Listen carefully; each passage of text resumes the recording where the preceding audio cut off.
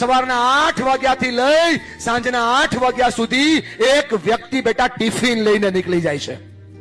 તમારા જેટલા વર્ષ થયા ને એટલા વર્ષથી રોજ બપોરે એ ઠંડુ જમે છે બેટા. સાડીની પટ્ટી મૂકવામાં ને મૂકવામાં એક મમ્મીના પગના ગોઠલા ચડી ગયા છે બેટા.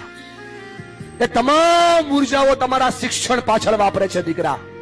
તમને ફરક પડે કે ના પડે, એમને બહુ ફરક પડે છે બેટા. જ્યારે તમે ખોટું બોલો છો, સામે બોલો છો, ન કરવાના કામો કરો છો, મામાના ઘરે જઈને વાંચીશ, માસીના ઘરે જઈને વાંચીશ, હમણાં વાંચીશ, થોડી વારમાં વાંચીશ, જ્યારે તમે આવું કરો છો ને બેટા, તમને ફરક પડે કે ના પડે, એમને બહુ ફરક પડે છે. પણ એ તમને કહી નથી શકતા. તમારા અને ચોપડાની વચ્ચે જ્યારે મોબાઈલ આવે છે એમને બહુ ફરક પડે છે બેટા, પણ એ તમને કહી નથી શકતા.